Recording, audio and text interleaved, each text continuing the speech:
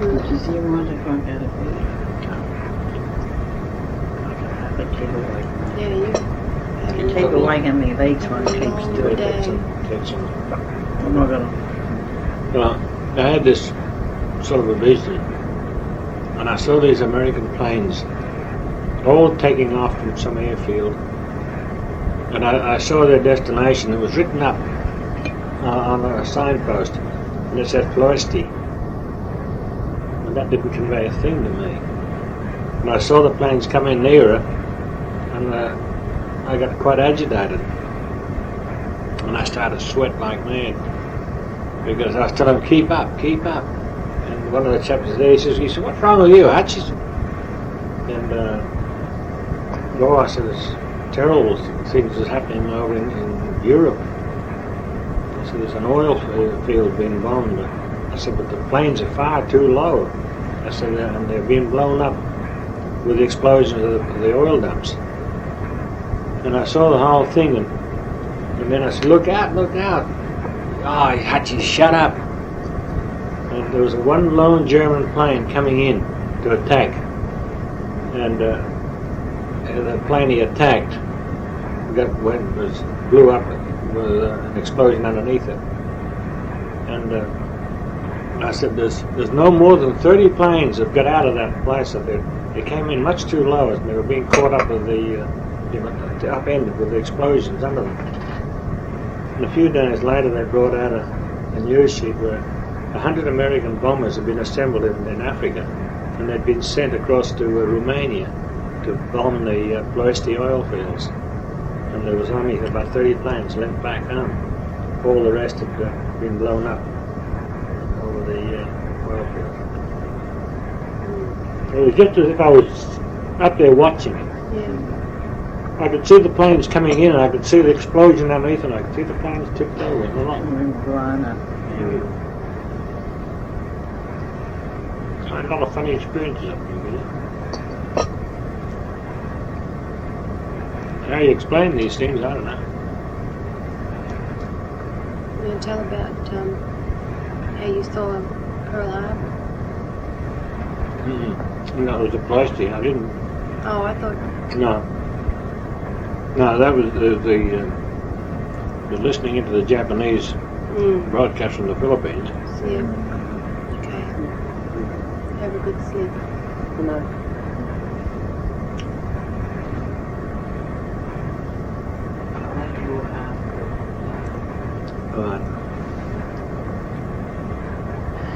And then that was in the first time up there.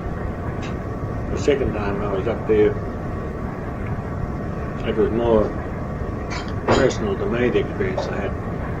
Like the time I had to dig I just had to dig this trench ground beside my tent. And that's where the chaps threw their bomb in and blew up underneath there. Another time I felt terrible. The chap said, what's wrong with you? You sick? I said, no. I said, the chap's on the way in. I said, we're going to be careful. It was my responsibility, so I made them open out into a battle formation with 7 paces between each man. And we went through, and we walked right through the middle of a Japanese ambush. And from here to your head, or from me, is where the ambush was set. Couldn't have possibly missed us if they'd have sprung the ambush. But by being spread out so far, there wasn't enough of us in the ambush area at any one time. And then they're probably looking for somebody with a bit of rank coming through. But we were there for 2 days. It was cut off, so we couldn't get back again to let them know we'd got through. And they just decided they'd leave us. Another day they dropped us some food. And I was about from here to the end of the room here, away from a thick bush. And I had an awful feeling that I was being watched. You can't tell an officer that we're being watched. Or what? Yeah. So I had to stop and think. I told him, I said the Japs are not far away from me. I said, they're not careful, they'll spring an ambush on us. He said, how do you know? Well, I said, stop and listen for a while. I said, you want to hear one bird? I said, you want to hear a bee? You want to hear absolutely no noise whatsoever. I said, everything is perfectly still. So that indicates that there's something unusual going on. So the birds and the bees, everything are aware of it. So I'll take your word for it. And we backed off. An infantry patrol went through, and he called them aside and he told them, he says, there's a Jap ambush down in there. He didn't say that, look out for one, he told them there is one. Yeah. And when you're going through, he says, you watch it. So they all took the safety off of their rifles and had them on the ready. Grenades with pins out in their hands, 2-second grenades. And they went through the ambush, but they got 3 wounded, run through, even so. Yeah. Prepared and all as they were. If we'd have blended into it, they'd have massacred us. It seemed so strange. Another day I had a dispute with the officer in charge of the section of it, because he wanted me to put the gun in one place and it was absolutely useless. I said, I've spent all these years learning about this gun. I said, I don't know now, I said, I'll never know. And I said, that's not the position for it. I said, like there or there or there or there.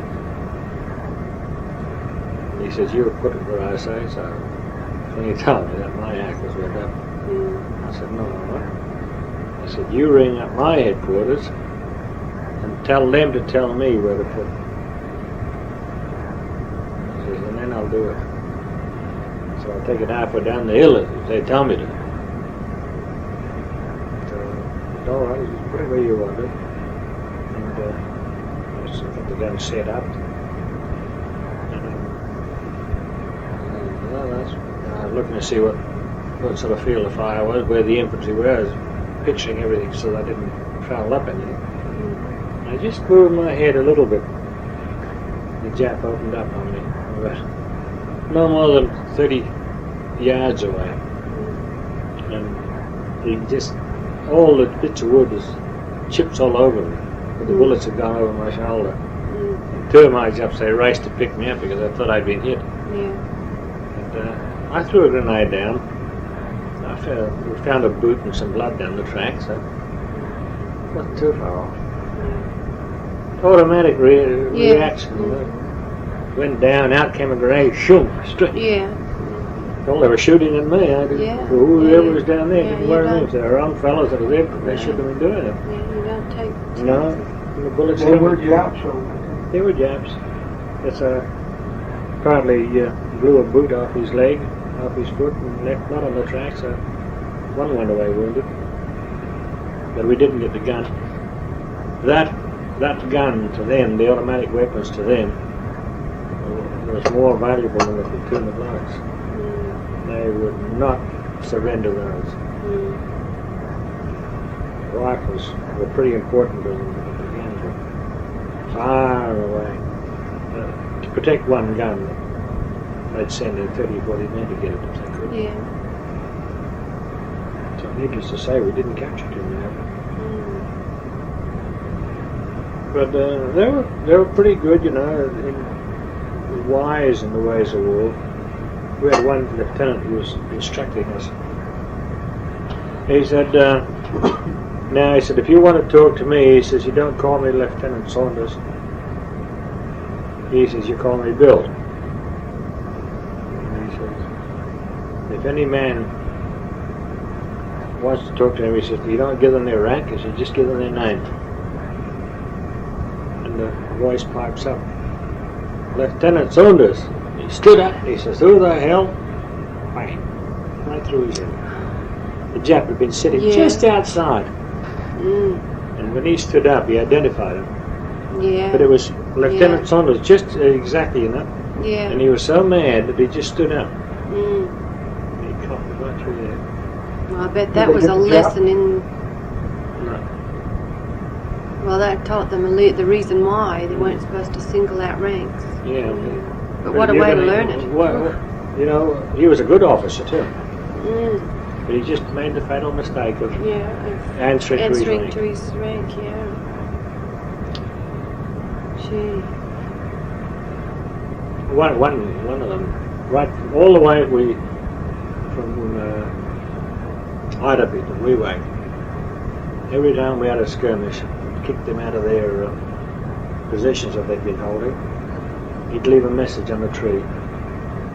Sorry, could not wait for you, Lieutenant Ishimuros. Yeah, he always stuck that on every time. Never met him, but Yeah. Just to let you know that he was around. let us know he could speak English, I suppose. Yeah, yeah. Well, I guess in one way it was silly for him to do it. And another one is the cook was getting frantic because somebody was every night they'd pitch a can of something out of his cookhouse. Well, a can of fruit or a can of something was, it was a real item. Yeah.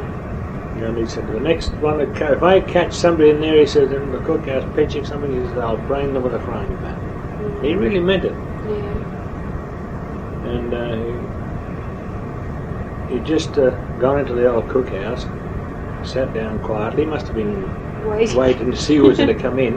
Yeah. And he heard somebody come in and whopped with his frying pan. He's got you, so-and-so, he yelled at us. There was half a dozen blokes raced in to see all those on guard to see what was going on. And here it was, he'd flattened the Jap. And he was a lieutenant. Yeah. And for 6 weeks, he'd been coming in every night and helping himself to one can of something. Yeah. Because he didn't think that one can would be missed. Yeah. And secondly, he wasn't going to go and pinch stuff, run the risk, and share it amongst his people. Yeah.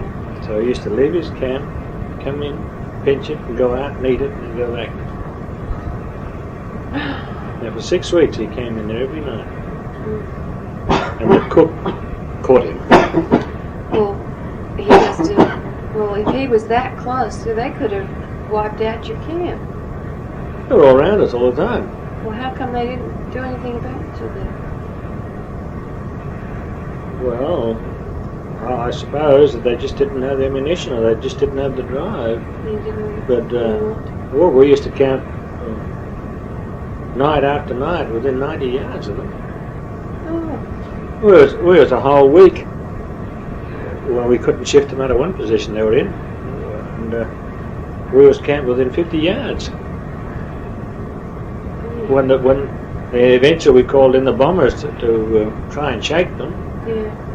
and the bombs splinters was coming over us when they were exploding. That's how close they were, and they had to be dead accurate. Yeah. They were good. They used to bomb from low. Yeah. They had to strafe them. And I saw one of the Japs go in. He came along and he disappeared down into the ground.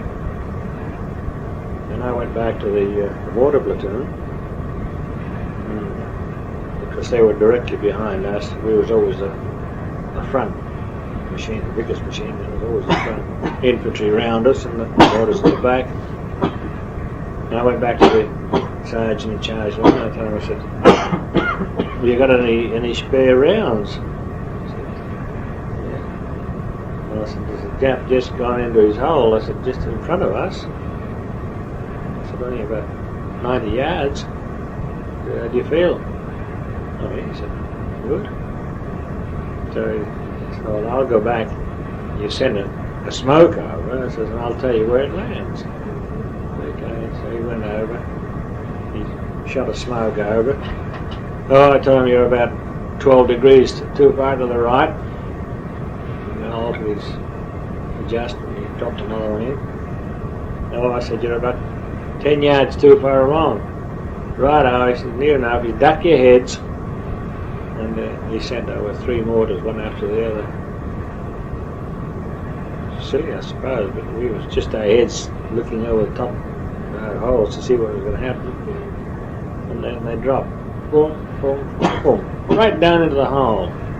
the third mortar. Yes. He just blasted the whole area, and there was bits of stick and all stuff that flew up in the air. You know, sawn off lengths. Yeah. You could see them all erupt into the air.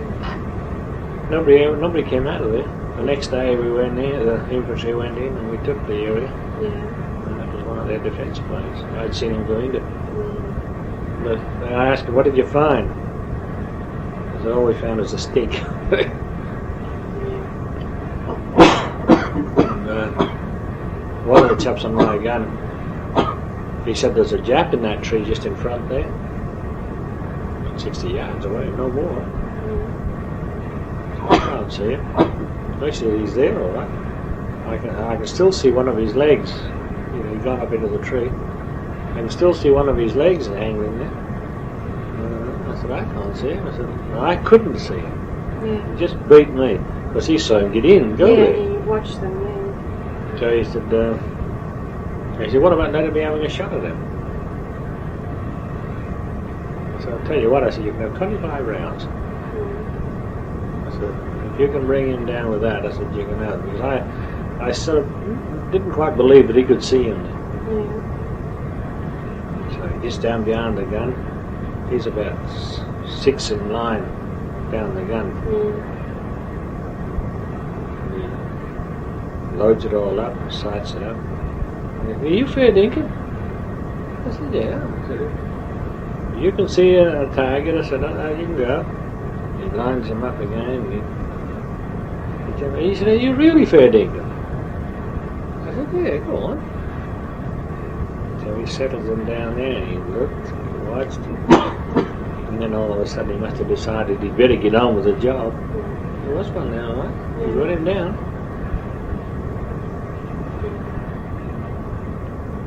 No, I couldn't see him from looking.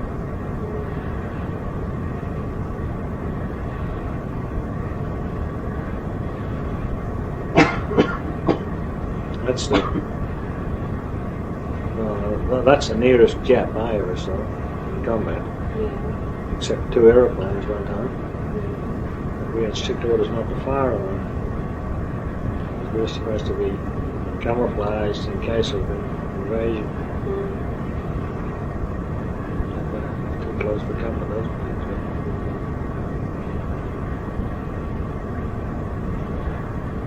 No, that covers about all that area. Now, when you came home the first time, how old was Pete? It must have been 18 months. About 18 months. Is that when you came home through the night and he was in bed with Mum?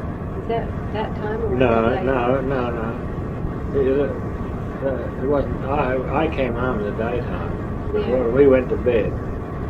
Keith, after a while, he said, "Mummy, there's a man in bed with you." Hello. And then when was it that you were in the train and He defied me. yeah. Oh, that must have been quite a bit later than that. What did he do? Oh, he's just playing up in the train. And I told him, I said, "Do you think I want to smack your tail?" I said, "Because there's a lot of people there." He said, "Yes." So I put him on my knee and proved that wasn't the case. Yeah. And then when I was born, I want you to say what happened in the hospital when you went in. Oh, when Marjorie was born, went up to the hospital to see her, and there trots out this little Italian baby, little dark, tiny thing. And I said, "No way." And the nurse looks at me, looks at the baby, and she tore off and put that in the bag, and then she brought Marjorie out. I said, "Yeah, that one, yes." I'd never seen it. I knew that was our baby. Yeah. Not the first one. He showed us. And then the doctor told her to put her in a baby show, and it's 3 weeks old. I think when you got that prize for beauty. Is that what the doctor told him to do? You know it's a good one when you see them.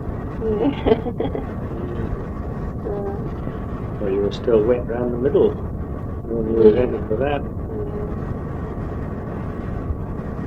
And then when you had your tonsils out, I said, and how are you? How'd you? No, fine. The angels came to see me last night. Well, they must have done, because she never suffered any ill effects at all. Too, when you had the tonsils. And then what about when I can remember when I had to have the operation on my eyes. I can remember going up in the train. I better not tell you what happened up there. It's too embarrassing. No, don't. I thought that was when I went to the dentist. Hey, well, if it happened, it happened. Now, I can remember going up in the train, and then I can remember them putting me into a hospital crib and pulling the sides up on it, and Mum saying that she'd go to the store and buy me a book. And what kind of book did I want? And I said I wanted one that was cut out. You know, it was, and you can get them. I can still see the book. I don't know what that was about, but it's cut out in the shape of the first picture of it. And then Mum went, and then the nurse came in with a cup of warm, well, it wasn't hot, it was just warm milk, and I spilled it in the bed, and the nurse went mad, really mad at me, because she had to change the whole bed again. But that's not what you're laughing about, I know. Tell me. You can tell him. No. Yeah. Better. Too embarrassing for you. I was only a baby. Go on. I don't care. Only a baby. Well, you lost control of yourself. Yeah, I know. And you was dirt from one end to the other. Yeah. Well, was that when I got into the hospital, or was that on the way in the train? Or? No, that was in the hospital. But that must have been after when they were going to do the first operation. Yeah. How old was you? No, 3. I was 3. Just after my 3rd birthday. Got whooping cough. Both eyes turned in with us. Then the only other thing I can remember is having to go in and look at pictures of animals through these big glasses things and put the animals into the cages and do a bunch of I used to have to do things that like too. that. Because I was Yeah. That's the only thing I can remember about that. Yeah, they tried to rectify it with a glass with a hole in it and a patch in it and all the rest of it. Yeah. But it didn't do any good. And then they had one operation on one eye and 2 on the other. Now that you say that, I seem to remember wearing glasses with one of them having a white Patch. piece of cardboard over it with a hole in the middle. But I've never seen anyone like that. It must be that I can remember it. But I didn't think of it until you said that. I think I can seem to... Well, what I do is I seem like I'm looking at a child with that on. Yeah. It's sort of patched over with a little hole in it. But it didn't work. No. But the doctors in the States that look at her eyes, they shake their head and say, I don't believe that you've had an operation. Well, they don't say that. What they say is this. They wanted to know the name of the surgeon, and I said I've got no idea, because it was done at a children's eye near hospital. Actually, if they really wanted to know, they could get the records. They could have asked for Yeah. the records. But they said that it was absolutely fantastic that surgery had been done, and they could see that it had been done. They said with as little scarring as what's there, and to be as perfectly, that I don't need glasses or anything. They just seem amazed to think that long ago that there was a surgeon around in Australia that was good enough to do something like that. I think that's what the whole thing is. They've never heard of Australia before, let alone to have Well, the a one surgeon. eye you wouldn't think it had been operated on. No, this one is fine, but this one that had the two, That's Thai. It's got a bit of a droop to it. this one's the one that's Yeah. droopy, and it's the one that had the two, The 2 operations. and this one doesn't, you can't tell with this The one. first operation was a success in the part that he did, Yeah. but apparently they had to have more surgery so as to release it more. Well, what I thought had happened was that when he did the surgery on this one, then this eye, I didn't know that they were No, both both, in. They were both. both in at the same. One bad and the other not so bad. Yeah. Ah. And then the surgery on the other one was to correct a little bit out of alignment he was. Well, I know that when they did this second time, they just bound up each one individually as they did it. But then when they did this one, they did the whole lot. And I can remember him ripping the bandages That was the off. second operation. I can remember him ripping the bandages off, and I was screaming because they were ripping my eyebrows out. They probably felt like beating my tail Basically. end in. Yeah. But I can remember how much it hurt getting those bandages off. Or I think it did. Maybe I Your was. eyes hurting more than likely. Yeah. Where Because were you guys living at the time? we were in Frankston. Yes. Over at Mm-hmm. Yeah, Keith Reeves stood up the other day and he was saying about how that they rented the house in Moberty Avenue off the Hutchinsons to hold Sunday school, and they used to hold Sunday school in that house. Huh? Keith Reeves. No, we never did that. No, no, we didn't. And it wasn't lent there. It wasn't lent to them for a Sunday school. It was lent No. there for accommodation for the elders. Yeah. So they must have used it for a Sunday school. I was told that there Yeah. used to be some wild parties there with noise and kids, and I was never told about that. So out of the mouths of babes, and now I find out that they use it as a Sunday school. Yeah. That's to say there were a few bob there. Yeah.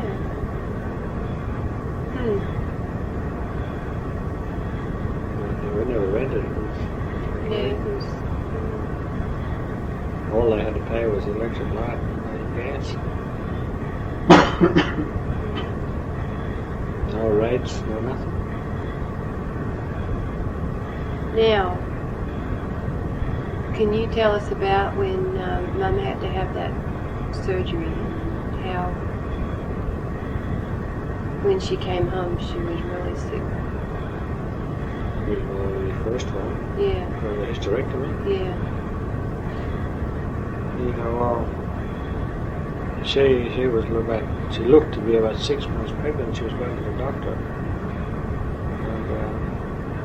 and he said she was 6 months. I disputed his decision. I told her, I said, look, 6 months, I said, you'd feel movement. I said, you better get up to the women's hospital. Eventually she went up to the women's hospital, and that's when they found out that she had a cyst. And when they sent the cyst, it was about 9 pounds. It was a terrific size. They sent it up to the University of Melbourne to be examined, and that's when they found it had cancer cells. And that's why she went back in again for the second operation.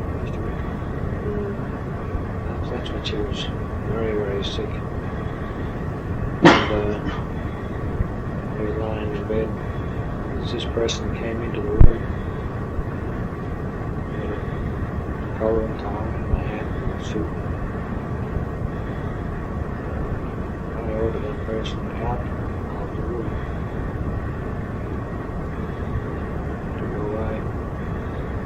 And then I felt my whole strength going out of my arm, as if I was bleeding.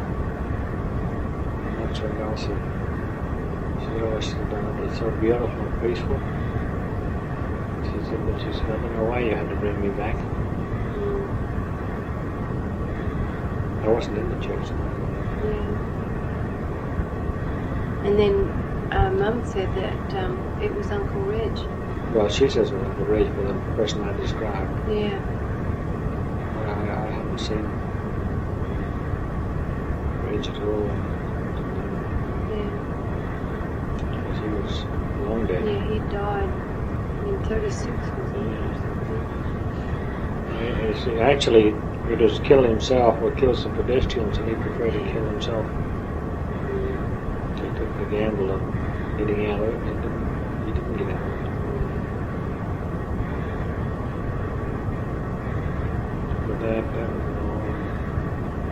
long recovery. Yeah.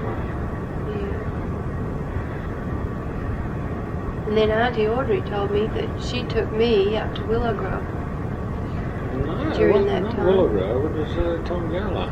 That's what well, maybe I can't remember. Anyway. She took you up to Uncle Eric's. Yeah. And Uncle Eric's was up at Tongala. Yeah, well maybe she said that and I keep thinking it's Willow Grove. No, well, you went up to Willow Grove and the dog bit you up there. Yeah, well it must have been Tonga because I know she told me That probably was you. that it was one of them, but I don't remember anything about when she took me up. Tongala.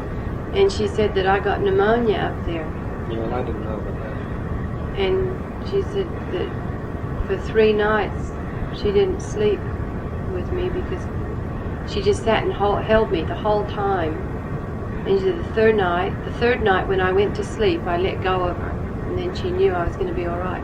But she said she was scared stiff that I was going to die and then she's going to have to tell you that I was gone and you couldn't have any more children. She just said she was in an awful dilemma for a while with me. This was while your mother was. This is while Mum was recuperating from. Yeah, I had to go into a aftercare. When she came home, she couldn't do anything with her. Yeah. 2 major operations. Yes, Pretty in a slow matter of recovery. a matter of 6 weeks apart, wasn't it, or something? Or Close to less than that. Was 4 it? weeks. 4 weeks. And they didn't have the kind of care like they have now. Oh no. Nothing like it.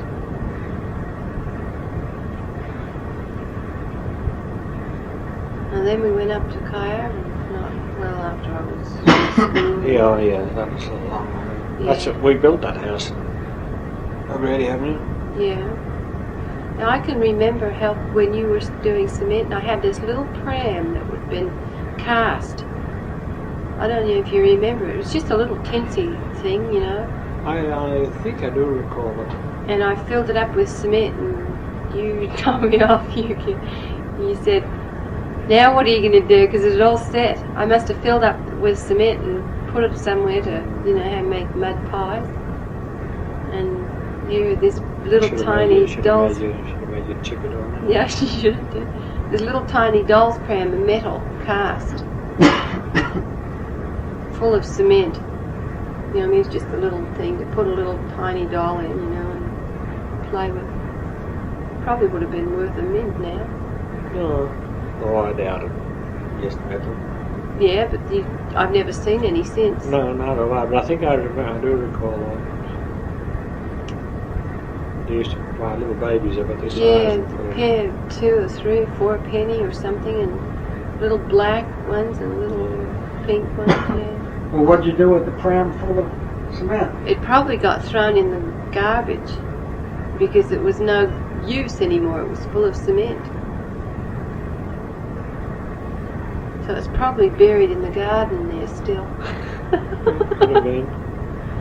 I can remember. I probably knocked it out and it probably got lost. broken. Yeah.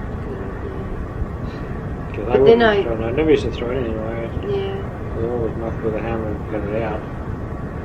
Yeah, I can remember just not too long before we moved how you were trying out how you could put texture on the walls in the hall. And I remember you going over them with a toothbrush.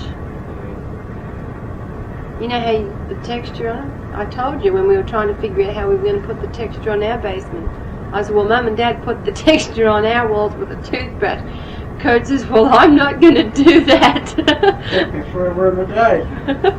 No, it's surprising how quickly it goes on. Anyway.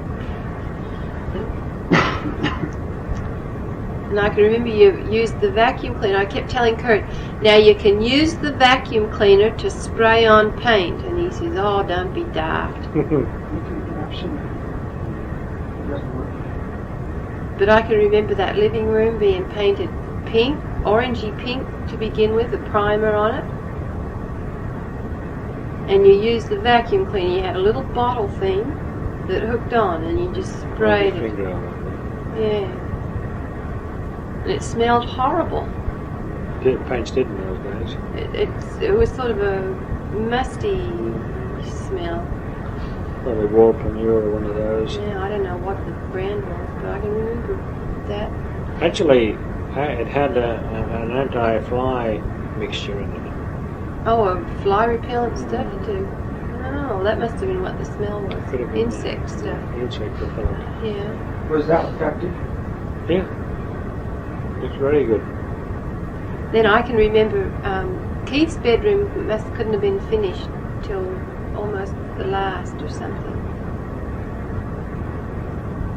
That's the one out on the Skillion. I don't know where it was Yeah, that wasn't finished. because That's spread over 7 years, you know. yeah. See, that's what I mean. I can remember. I can We remember. lived in the Skillion. Yeah. While we were building the other, and that was only papered on the inside. Yeah. But I can remember when it was raining, and I know where Keith got the story from now. But I'd go into his room, up the other end of his bed, and put feet to feet. I'd be up on one end and he'd be on the pillow end, and we'd put feet to feet and go, back and forth like you're walking, But then when it was raining, he'd tell me the story about the builders who were building a house. And they dug out the foundations, and then it started to rain, so then they couldn't do anything for a while.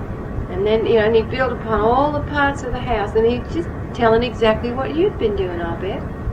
But I thought that was the greatest story. So every time it'd rain, I'd go get into bed with Keith, and then I'd say, "Tell me the building story." And he'd go through the whole story about this house being built. That was the 7 lean years. Yeah, and I bet that's where he got that story from. It's just telling how you built the house. Because then they'd put the roof on, and they'd all these bits and pieces, told about the whole thing.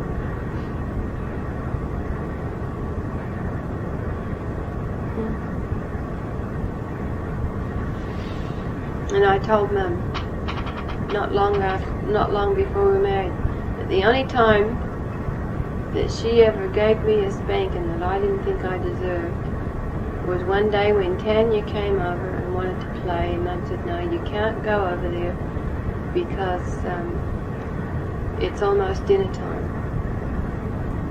And she said, "Why don't you just play at the house here?" So we got on the bike and we were riding it up near the trike. We were riding it up and down the path. And Tanya says it was her turn to ride it. So I got on the back and she took off and didn't stop until she got home. And I was too scared to jump off in case I fell off. And then when we got over to her house, I was too scared to come home because Mum said I wasn't to leave. And then Mum come over and got me and gave me a spanking all the way home because I'd gone. What happened to Tanya? She's in Mount Eliza, isn't she? Or she lives in Mount Eliza, married with a couple of children. Yeah, she was a lawyer's secretary. Yeah, for quite a while. Funny that Mrs. Wilson's still there. Peter Wilson is the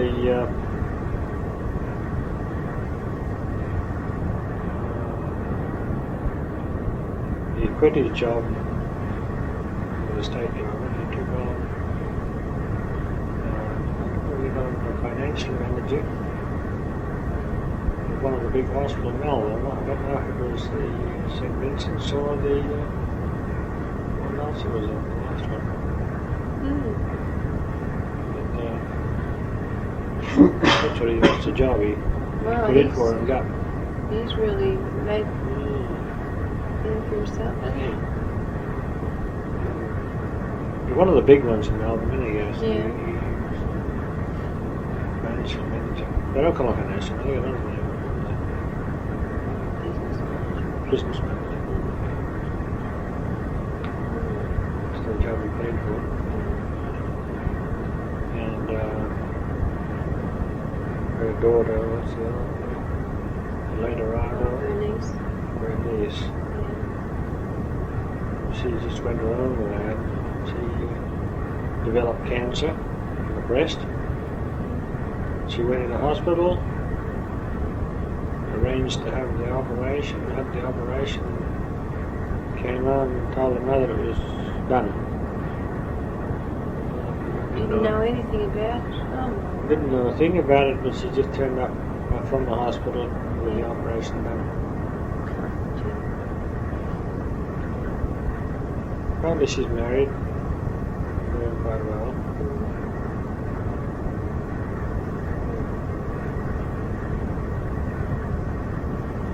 Sigmund, he was taken by his partner in the deal.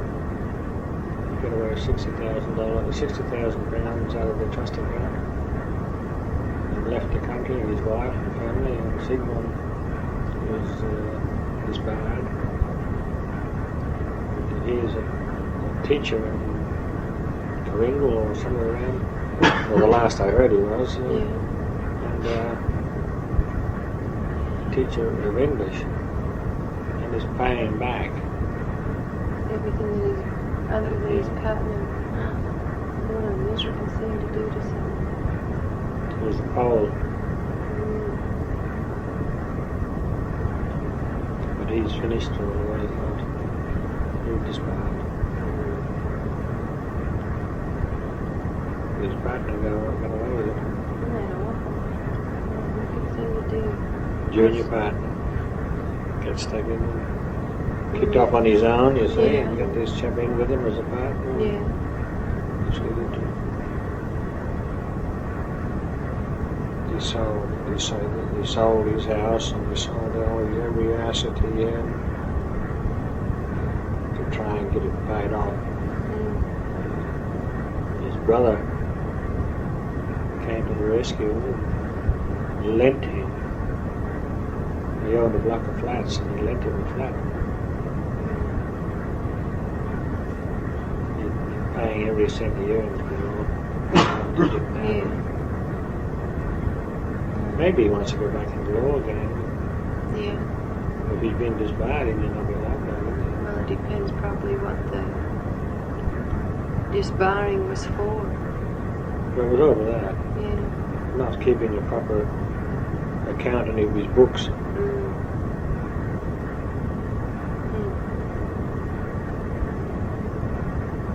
Strangely enough, his wife stuck to him now. Yeah.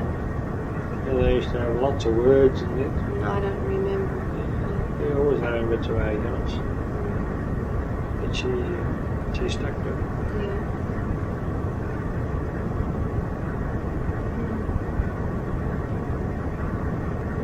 That's an awful thing for somebody to do, though.